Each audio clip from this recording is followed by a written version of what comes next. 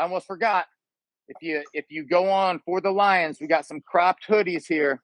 Go get your cropped hoodie. They're super nice.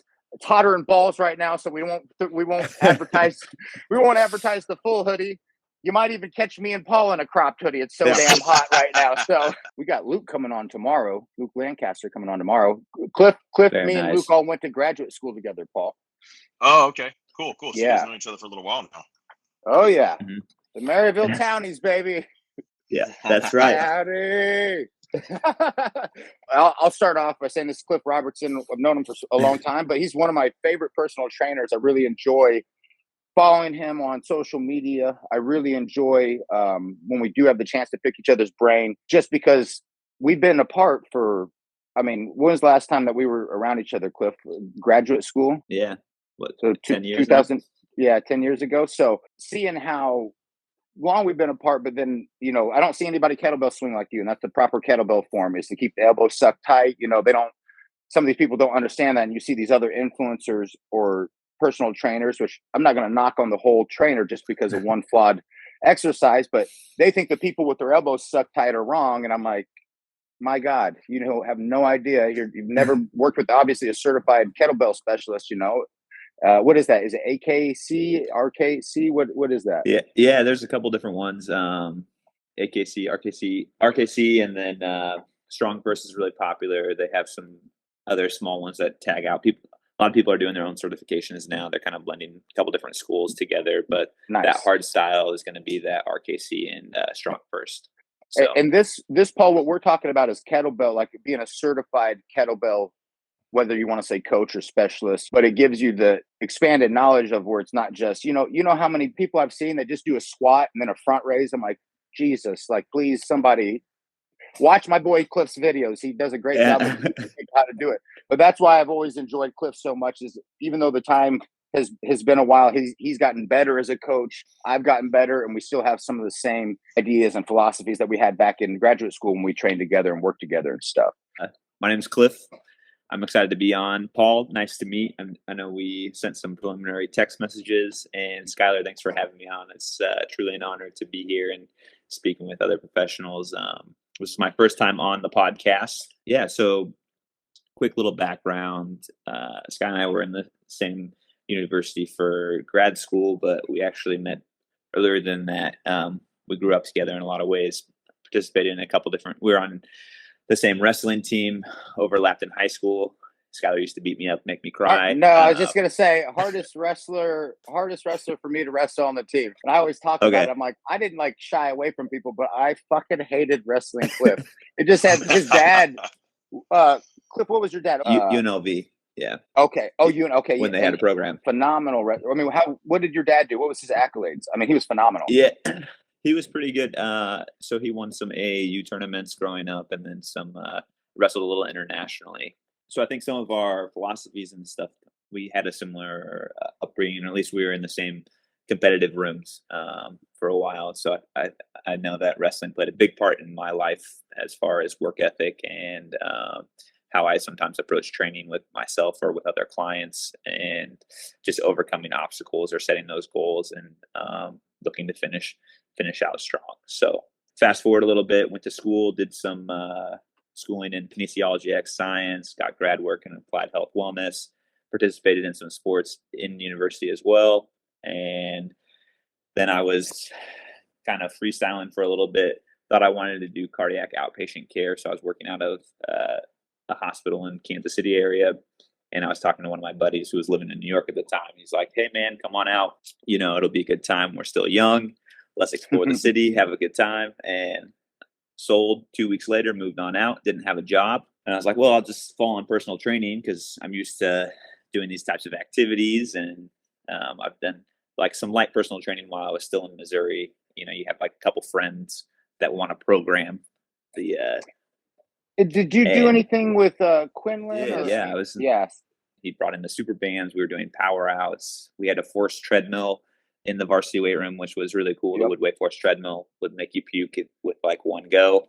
And then we had it was such a great performance setup. I think they had a Vertimax in there as well. If you guys are familiar with that, Yep. which is a phenomenal piece of equipment. In like 2005, we were getting exposed to this stuff, so it was And I put a really, Vertimax in my, because I saw Quinlan using one. So I set it up to where I had anchors in my facility to where I could hook the bands up and wrap it over them instead of having to buy the expensive board because I'm a cheap ass. So because I saw Quinlan, bro, like I said, Quinlan did really coach me a ton in grad school. I did more for the fitness center with Rob, but just seeing how Yep. and then Brett was in there and you were in there. Luke was in there. I was close with everybody. Still taught me a lot from just standing on the side and watching them and stuff. And I mean, shit, we were foam rolling, bro, back in fucking 2005. I mean, way ahead of the game. Way ahead of the game. Great coach. Yeah. Great coach. Quinlan, I think he did his grad work in Virginia Tech, maybe. But he brought a lot of he really opened up my eyes to training as well. So, I've had a lot of amazing coaches and been around a lot of great people, and I think that's one element from the competitive side that's helps make a great coach is just being exposed to great coaches and great athletes, right? And realizing that sometimes the most inspiring people in the room too may not be the all-star athlete, but the person that's supporting the group the best, and that's something that I've really carried over into my training life too, especially when you're dealing with Gen Pop. They may not have that athletic mindset when they come in to tackle certain exercises. So figuring out how to motivate and connect with those people really is a game changer for their fitness journey. Well, let me ask you this. You kind of started to go into it. Gen Pop. I want Paul to hop in here too on this because Paul, what have you been 2 years with Ready to Win, going on our second year or something like that? Yep. And I remember in the beginning, I had no idea what that even meant. Skylar was talking, fitness terms and whatnot. And I was like, I have no idea what that is, bro. But Gen Pop, let's get into this, Skylar. This is going to be a fun one. He wrestled in college, Paul, and Paul played college football at JUCO, and I played at MSSU. And so going from the athletes to the general population, to be honest with you guys, it was a culture shock for me. It was like going in there and I'm like, oh, we got to care about these people's feelings now and all this shit. Like, what the hell is going on? And if I don't keep them somewhat happy and interested, I lose money. And so it's this fucking like whirlwind of shit that you don't know. And I just got thrown into it. My cousin just goes, oh, you'll figure it out. We're born to be salesmen. I'm like, that helps me nothing. So I did struggle with sales my first couple of years and stuff, but Gen Pop was a culture shock for me, at least. What was it like for you, Cliff?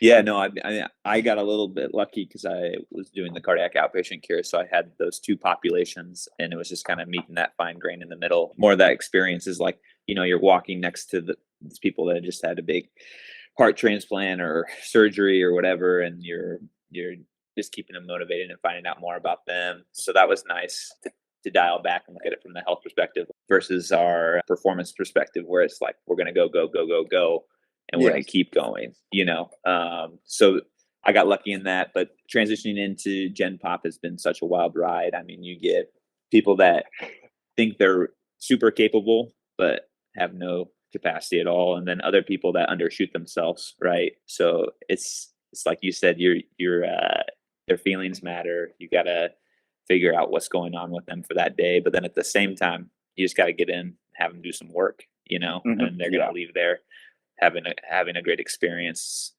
making sure that keeping them safe and keep them moving and progressing forward. It's just that you are kind of expecting that. Like, I remember the first couple of times going in, you write out the program, you got everything figured out. You're going through the warm up and they're blasted or they're toast, and you're like, no, I guess we really got to dial these back and slow it down. Say, my God, that was just the warm up. That's where I love like the foam roller stuff. I'll be like, okay, we're gonna go do some SMR. My God, that was not good. That was not a good day. Yeah, dude, that was the same thing for me because when you're doing athletes, Paul, typically the athletes have been educated. So you're talking more like what we do with our bodybuilders, more on a level playing field. They're not really necessarily asking a lot of questions. They're just kind of following the program. So with these Gen Pop people, it was just crazy. That's where I imagine you doing your outpatient rehab and stuff was so nice. It's when I was strength and conditioning, we didn't talk. Quinlan didn't talk to the guys. My coach down at Southern didn't talk to us. the coaches in high school, they didn't talk to us. Coach Drake, was he talking to us? Hell no, he wasn't talking. So You were working. yeah, hell yeah. If you were talking, you weren't working hard enough. So when you're training, like, you do have to have that conversation. And I always tell my clients, like, hey, once we get you coached up and educated, then we can start just like shooting the shit and bullshitting.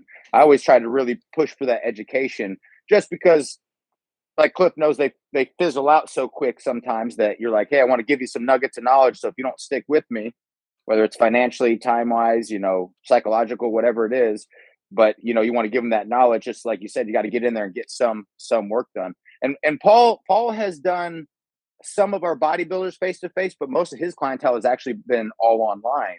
And so he's even had his experience, which is unlike me and yours, Cliff, because we did brick and mortar first, and now I'm doing more online. But Paul came in with just online. So Paul, how was it coaching general pop? And Paul coached the bodybuilding team with me first. So he had athletes again first, and then he went into the general population. He's like, what the hell is going on? I'm like, welcome to my hell. For me, it was like, I guess you could say I was just thrown off, because the people will come and they'll be like, for me, if I say I'm going to do something, I do it, and if I say I want something, I want it, and I'm going to put the work in, because I believe in hard work and I believe in sweat equity. So when I have certain people come to me, be like, man, how do you get in this kind of shape? And I'll be like, I got a program for you. Let's do this. And I'm sitting there thinking, yeah, everybody, is about to put that work in, and everybody's ready to do it. And then, boy, oh boy, was I in for a surprise. I see these people come in, and it was like, and I get it, it's not for everybody, you know what I mean? And you don't necessarily have to look stage ready. You don't necessarily have to get on a strict regiment like we do when we prep for a contest. But at the same time, anything worth doing in this life is going to take work. And I got that kind of harsh reminder that most people aren't willing to put that work in. And usually people look for that quick fix.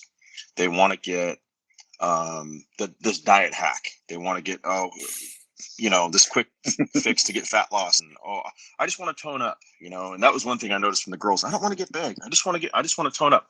Ladies, you're not going to get big. Trust me.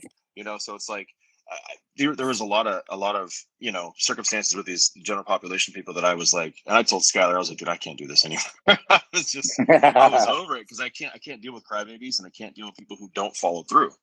Like, it just it started to piss me off. Like, I get somebody all amped up, and they'd be going for a week maybe, and then all of a sudden I don't hear from them again. We'd have them going through one of our fitness groups, and there's one in our group right now.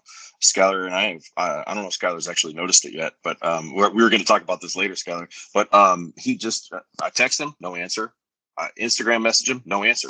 And he just ghosted us in the group. So I'm like, hey, bro, at the end of the day, you're going to get out of this program what you put into it. I've finally been able to let go to where I can understand everybody's going to be at different stages in life. And the program's always going to be here. So whenever you guys are ready for it, it's there. And I don't take it personal anymore now that I'm used to the general population aspect, because like Skylar said, I'm strictly from the bodybuilding team, and these guys we're serious about what we're doing. So it was an adjustment for me for sure. Yeah, Paul, I think that's a really good point that you made too, is like making that mindset difference that, it hurts. Like we're in a fitness industry. We like to help people. We like to encourage them. You're putting time in behind the sessions before the client's getting there. And when they fall off, it was like, it's definitely, it hurts, or like it feels like a breakup sometimes. I really liked what you said about, like, you don't take it personally, and that it's always there when people are ready, or when their priorities shift, because there's tons of stuff going on outside of the gym and outside of that. And this is only one aspect of their life, but it is our full life, right? Like we live, totally. We breathe, we eat this. So it's, I think that's a great point. Just being there and ready and available, really, for those people when they're ready and available. Yeah, for sure. Yeah, once I was able to grasp that, and I had to take myself back and be like, you know what, everybody's different. Everybody's got their own struggles. Everybody's got their own things they're going through. And I was able to take myself and my emotions out of the equation, and just understand that the teacher will appear when the student is ready, basically. So like you said it right. The program's always going to be there. So whenever they're ready, they know where to find me. I get the people that come back to me and they're like, oh, I'm eating this, I'm eating that. And then they're lying about it, right? Or I'm measuring my food, and they're measuring food is just putting food on the fucking plate. But I was like, how are you measuring it? Oh, I just eyeball it. I'm like, what the fuck are you talking about? You eyeball just putting food on your plate? One lady, she was in our program, and that's where I said, how's your calories are looking good? How are you measuring? Because I knew, I'm like, the calories are too low if you're not losing weight, lady. It's been 3 weeks. You've lost 0 pounds now. She lost 5 pounds the first 3 weeks. The last 3 weeks, she didn't lose any. So I said, hey, how did you measure the last 3 weeks? And she's like, oh, just eyeballed it. I'm like, that makes sense. You can tell how much something weighs by just eyeballing it. You didn't even hold it. Like, put it on the plate. My God. Or like the size of your plate, just eyeball it. And so that's one thing Paul found too, is like the clients lying about things. But now when they say they're eating healthy, I'm like, cool. How many calories of this healthy food are you eating? And what's your protein and what's your carbs and what's your fats? They're saying this, but they're not getting their body fat to drop. Or, hey, they're saying they're eating this much, but they're not gaining weight if they wanted to get bigger. And I said, well, that means they're lying, because that's what, and it's hard because the bodybuilders don't lie about shit, dude. The bodybuilders tell you everything because they know that. Well, they know the eye in the sky don't lie, bro. They either check in. We do check-in photos once a week, do posing videos. We can tell what's going on. So it's just you're just doing yourself a huge disservice if you lied to us, especially in the bodybuilding team. Double question for you is, how do you handle the people that obviously don't tell you the truth? Because that's one of the most frustrating things, dude. I won't even take people on until they do our Ready to Win program. I won't bring you into brick and mortar unless you do our online program, where I know I can trust you. You know how to measure calories. You have the baseline education.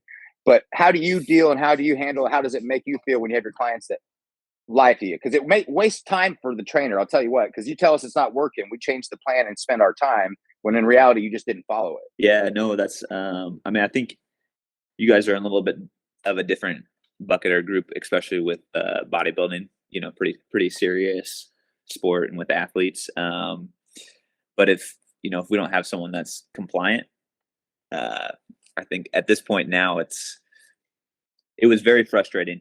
First off, it's very frustrating when you send a program. Oh yeah, I'm going to work out over vacation or whatever. And you're sending off workouts or programs, or you're reviewing food journals and saying, okay, well, why don't we just do some easy wins? Just take this hour, make these swaps and stuff. And like, oh yeah, I can do that. You're going through all this work, and then like nothing changes, and you're just, well, okay, nothing changed because you didn't change, right? Or you didn't change your habits. So appreciate you wasting my time and wasting my breath. You did nothing we talked about. Yeah. But I guess, that goes back into like a little bit more into the psychology of people too. And like, part of them wants to make that change. They want to do it, but there's some step, or there's that disconnect. Like, oh, I'm going to have to work at this. I just can't throw money at it, which is a tough. Like in the gym, everything's earned, right? We earn everything that we do in there. And sometimes, especially with a certain level of clientele, they get used to quote unquote hacks or quick fixes because they may have a certain means to get things or buy the knowledge, right? Mm-hmm. So, but it doesn't work that way. You can buy our expertise, but then you have to follow through with it. Mm-hmm. But yeah, it's super frustrating, and I think the biggest thing to do when something like that happens is scale it back, right? Just like you do with your program. If someone's not ready for something, or they're getting buried in a session, then I'm pulling stuff off until they get something in a step that they can achieve. Okay, mm-hmm. you couldn't do the meal switch, or you had trouble switching this out. Okay, let's just start with a glass of water. Morning routine, glass of water. It sounds funny, but it's for real. Paul knows this too. It is. The baby, especially with general population. I'm not talking shit on y'all, but my gosh, it's just like, we got to get this person a win to get their head back in the game and get them. I've had people that are like, I'm not losing weight, so I just said, fuck the diet. I'm like, well, that makes no sense. We only gave it 2 days. So it's, 100% kind of getting in those small victories is a big part. It's huge. And that's what keeps people consistent too, right? Like, and that's the other thing is this group of people that are coming in, they want to change. They want to make something different. So what's achievable and what's going to keep them coming back? And then that's, as a coach, that's where we scale how far we move that goalpost each time, or how far or how frequently we hit the same goalpost, right? Because there's going to be a lot of benefits for people just consistently doing their new habit before we change stuff up. So, but that's a great question, and it's definitely, I feel like it's something that you deal with, especially early on, figuring out how to navigate those conversations and reframing your mind to approach your clients. So the beginning was very frustrating. I'm sure Paul's still early on. Cliff's been doing it over what? You've been doing personal training almost a decade, right? A decade? Yeah, I mean, he's about like 9 years. yes, and I'm 10 and 11 years. So we're like right at the same time. And I'm sure, Paul, you still have, because I remember my first couple of years, like sometimes people can drain you, they just drain your energy. So, Yeah. Well, Paul, you're all online. I'd love to hear more about how that works. But you have clients. I remember telling my Skype, this is with your case, you had clients that would be energy giving and energy draining, right? yeah, So yeah. Absolutely. it's like you're hyped up, and then someone else comes in. You're like, that was the longest hour of my life. I don't know if I can do that again. No, 100%. I had people like that, dude. Anytime Fitness was only half-hour sessions sold. So I used to do, when I got real busy, they only paid us 35%. That's why I ended up breaking off and doing my own thing, 35% of the session. So 8 hours straight, bro. I was on a 3-month bender where I was doing 5 days a week, 8 hours straight of clients, but 30-minute sessions. And I just felt like my soul, like the Dementors were sucking my soul out like in Harry Potter, because that was terrible. I was like, I loved every one of them too, but just like you said, like sometimes I'd be like, oh, this guy canceled again. I really wouldn't be that mad, but I'm still going to charge him because he didn't give me 24 hours. I was going to say that's a whole another side too, is even talking about business structure of PT and early on, like first initial stages, like being in a big box gym, getting that structure. And then what made you, when did you have your decision to segue over it into independence, and what was kind of like that tipping capacity for you that you knew that was the right move? Are you asking me? Mm-hmm, yeah. Oh, cool. Yeah, I'm getting interviewed now, Paul. Here we go. We're gonna flip that camera around. Interview you. No, I love it. No, because that's actually where I was going to go with you, because Paul is probably going to get some independent one-on-one clients and stuff like that. He's got facilities and stuff like that to train. What you're asking is exactly what I was going to talk with you about. I started doing what you did. Down at Southern, I started doing the one-on-one PT with like some of my friends and stuff, right? After college football, they wanted to get in shape. Then I went to Northwest, and I was at the fitness center. And then I went to Lifetime. And you know Lifetime, don't you, Cliff? In New York, Lifetime's been making a big push to kind of move in on Equinox.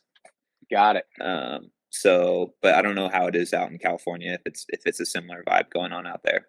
See, I just know Lifetime, Paul, is like, they put them in the richest counties, in the richest areas. It's like South Tampa, Overland Park. You would have them. You probably have one in Beverly Hills. Chicago has like three of them, and they're 3 stories. So that was the one that I was telling you, Paul. We talk about sales and do some sales coaching clip with our, we've got a couple coaches on our Ready to Win staff.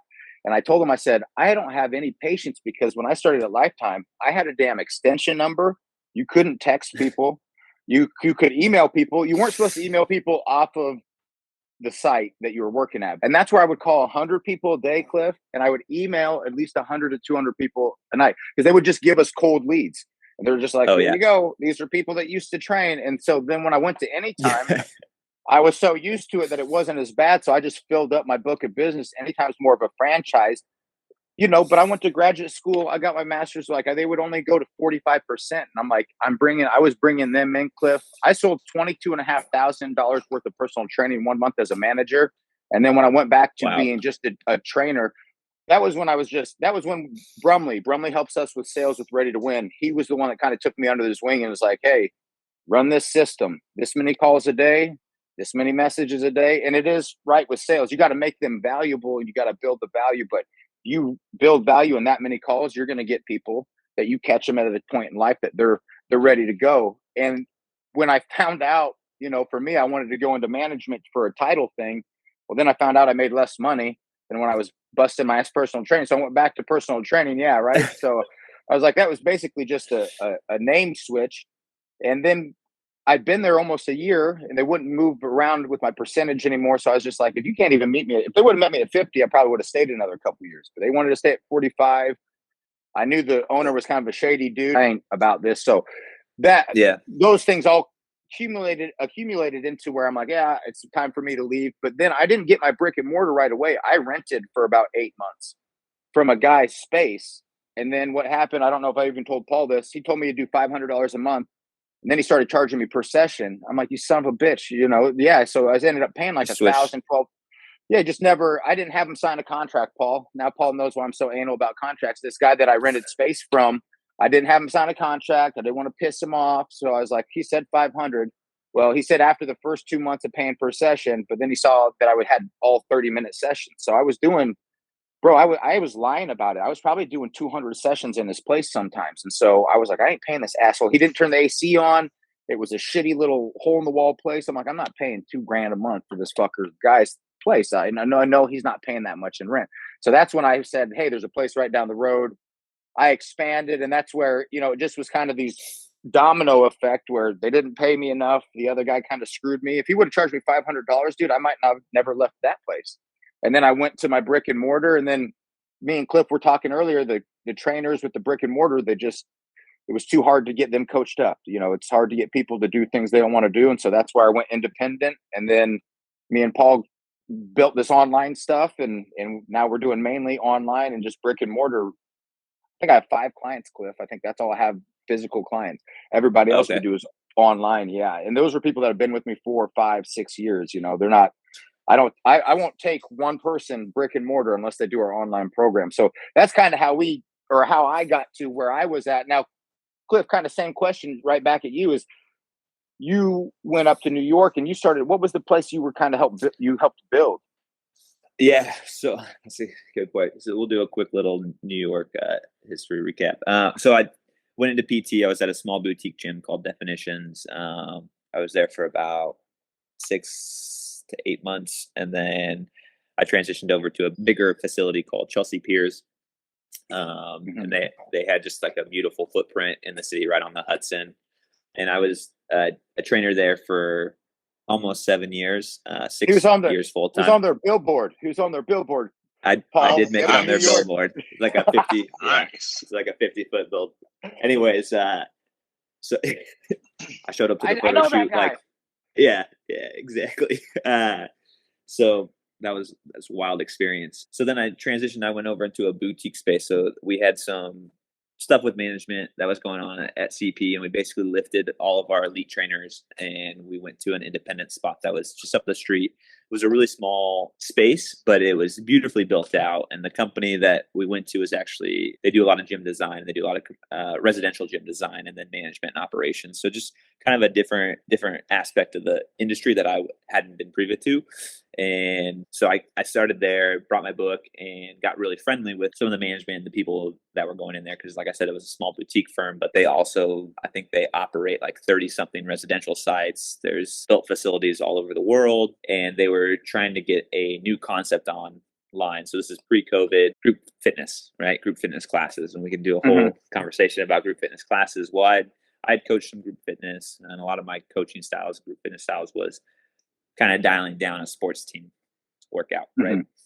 You're doing your little triage on who's having really disrupted movement patterns, but in general, you're kind of keeping the flow going and making sure everyone's staying safe and having a great workout. So I started consulting with them for a little bit, and then I signed on to bring the idea to life, essentially. So we had a big capital partner. It was a publicly traded firm. And we were in a brand new building in Long Island City. And I helped out with some of the layouts, equipment procurement, but then also doing I'm sure everything that you've had to do, Sky, opening up your own space, bringing your staff on, training everyone, making the classes, and making sure everything was, I guess, ready to be commercial packaged to go so that we could open up multiple sites.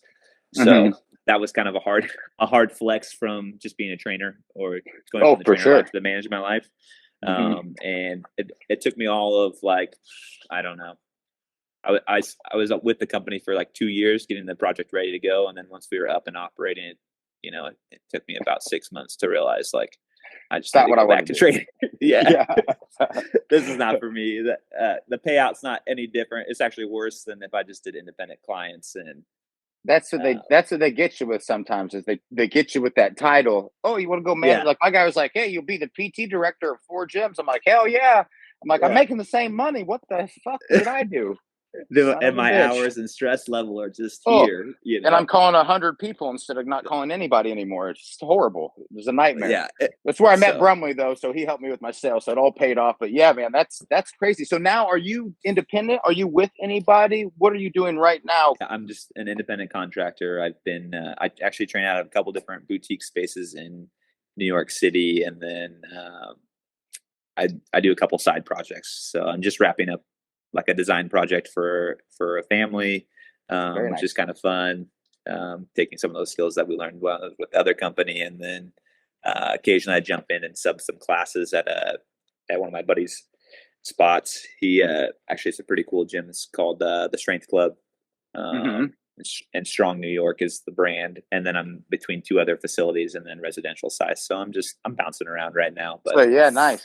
Well, that's the progression of a trainer. And Paul sees it because Paul's at the gyms. He's at Redcon. He's at some big time gyms. So he sees the membership, the PT. But you're just at your space in this career, this is where you should be at, right? You have the connections, you've got the knowledge, you've got the experience. So why the shit you're going to go settle down? You don't want to be tied down. If anybody wants to tie you down, I mean, you just take that into your income. So that's awesome, bro. That's awesome. Well, what are you doing for online? Do you do any online stuff? No, I mean, this is great that we're having this conversation. Yeah. I only like a handful of Zooms. I'm really trying to actually explore those options a lot more.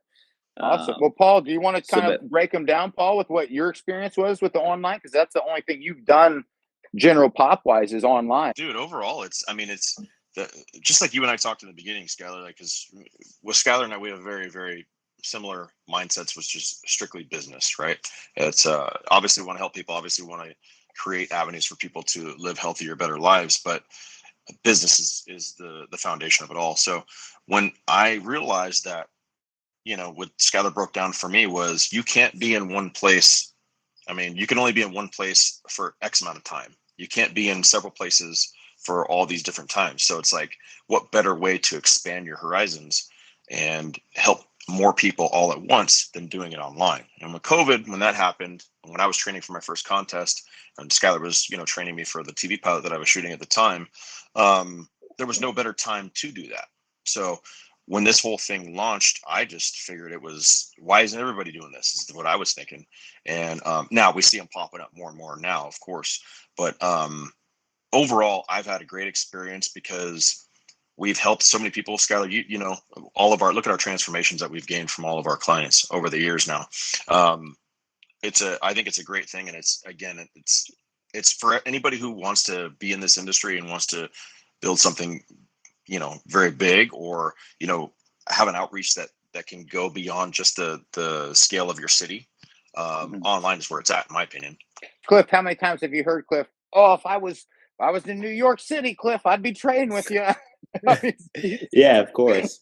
All the time, bro. I always tell people, I'm like, well, you know what? I had an online program. Dude, I've been doing online since 2013. I started out with just Trainerize, which we still use Trainerize, but we do that with one-on-one clients and stuff like that.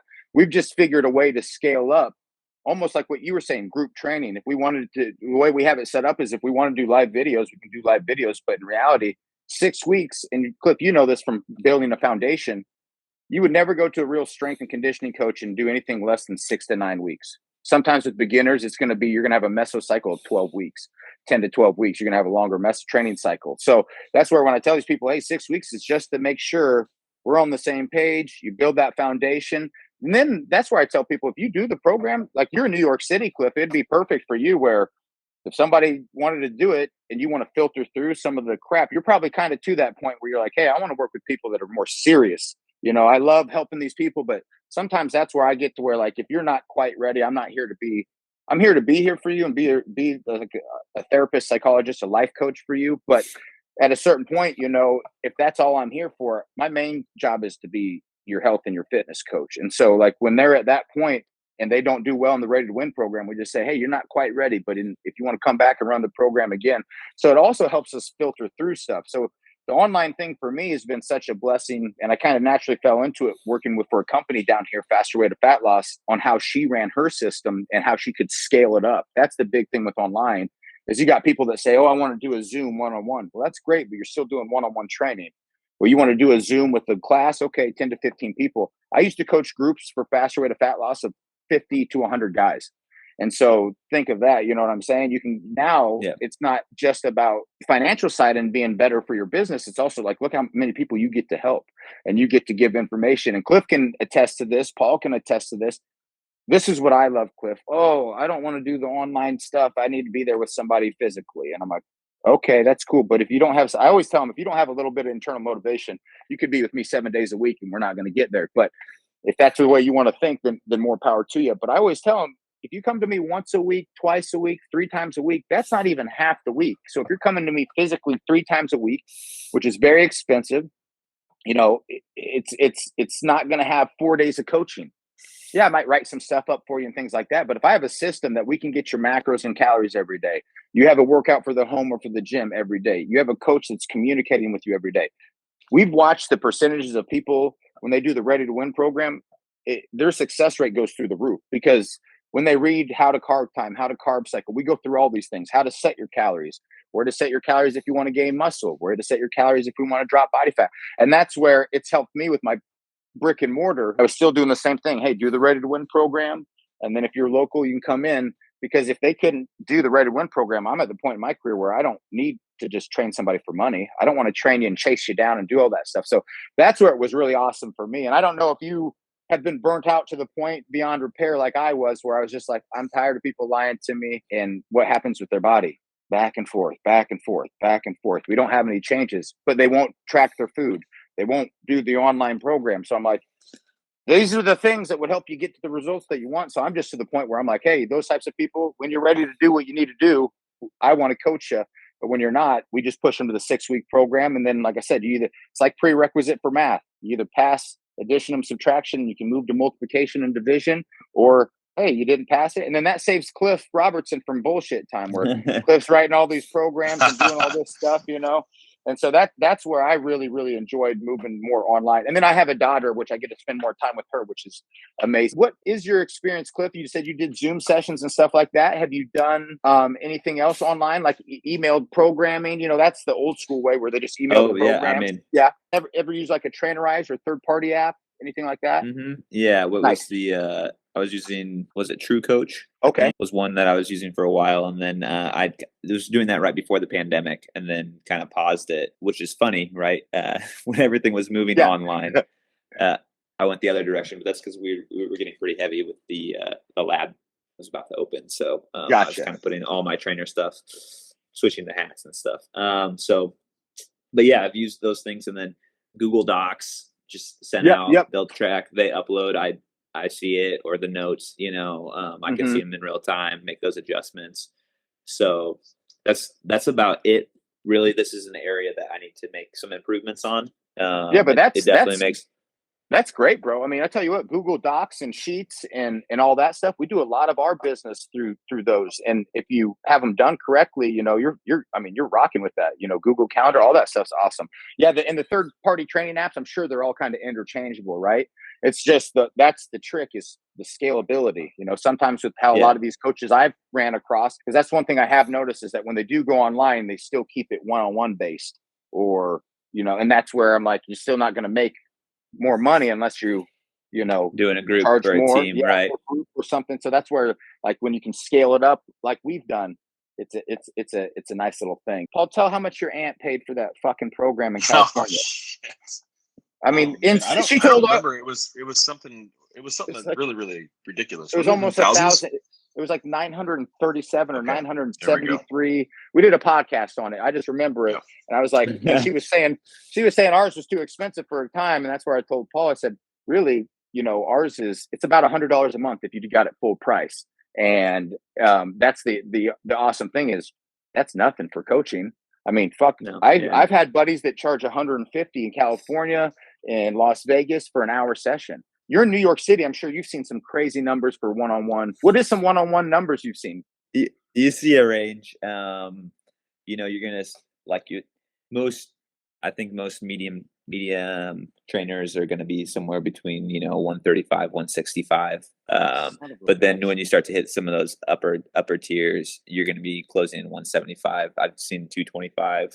It gets ridiculous, but then you start going, and then tandem, people can pay a lot. But really, I would say sitting between one, like I said, 135, 165 is probably normal. And then anything a little bit higher, that may be a prestigious trainer.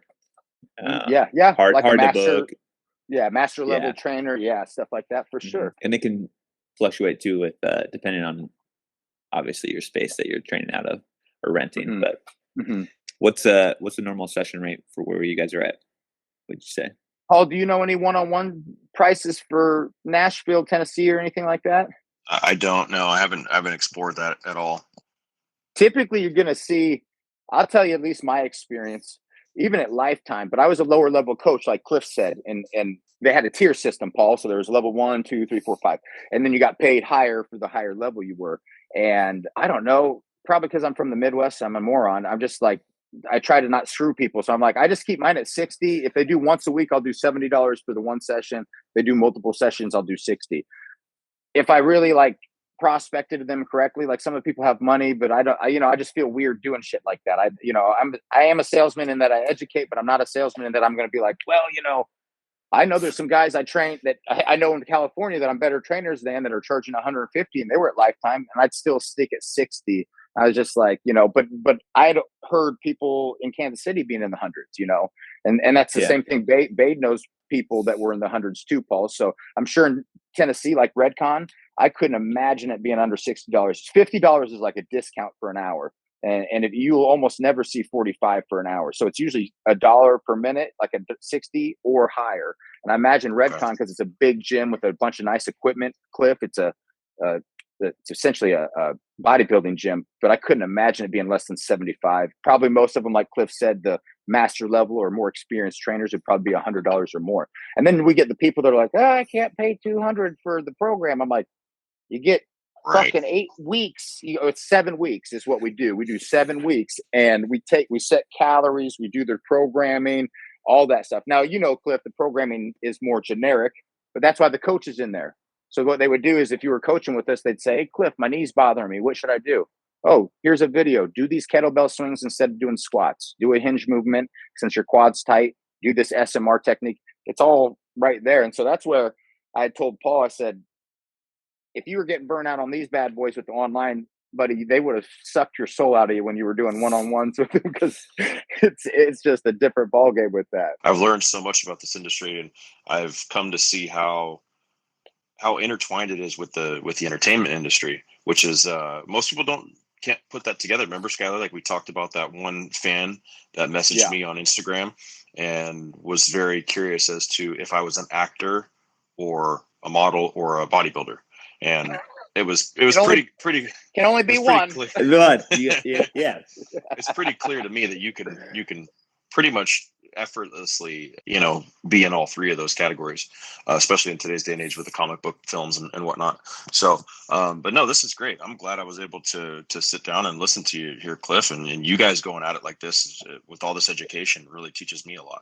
It gives you an idea of a professional trainer. This is, some of the shit that we've had, Paul, that we've sifted through are the beginning level trainers, and some of the ambassadors we've had for the Lions are now you see what a true professional in the fitness industry looks like. And when you communicate with them, he's very educated. He's got the experience, and that's why I wanted to do these types of interviews so people could see, like, because a lot of people, I mean, Cliff, it, when people talk to you, they're going to be like, oh, that's a different type of trainer than this guy I see at UFit or Planet Fitness or Crunch Fitness. That's where this is what we're looking for, Paul. When we're growing, when we want people to work with and colleagues to work with, this is what we want. Bodybuilding team, coaches, stuff like that. People like this that get on this level. Well, Cliff, let's do that. Let's tell people how to train with you, how to contact you, how to follow you on whether you got your YouTube or IG or Facebook, anything like that. Yeah. Well, again, thank you for having me on the show. I've obviously learned a lot. It's been great. Shooting it back and forth with y'all. So if you were looking to find me on the social medias, I am on Instagram at Coach Clifting, and it is a rare post, but if you direct message me on there, I'd be happy to answer any questions if you wanted to get either set up with one of those Google Docs or old school sheets for a program. For sure, buddy. We do an intake call and make sure you get set up all nice and right. Or if you're in the New York City area, same thing. You can DM me on the Instagram, or you can reach out to me in my email, crobertson174@gmail.com, and just put fitness inquiry at the header. You don't get coaches like this, Paul, in the personal training world. You either get like used car salesmen, or you just get people that are there. Like, you don't really get coaches like Cliff that actually, I mean, Cliff could go be a strength and conditioning coach somewhere. That's how good this guy is. And so that's why it was awesome. But then he gets also the sales side, which, you know, Paul knows that. I mean, that's like a redheaded stepchild teaching some of these coaches that stuff. And so to hear you talk about prospecting and reaching out to people, keeping them in the game with their mentality and stuff while you're in training or in your programming with them was really, really cool. So obviously I super appreciate you coming on, brother. I loved it, man. I thought it was freaking awesome. Like, I'm sure Paul could tell I'm in my element here. I just love bullshitting with this. Join Cliff's next 6-week foundational round by going to the website and clicking on Cliff as your coach.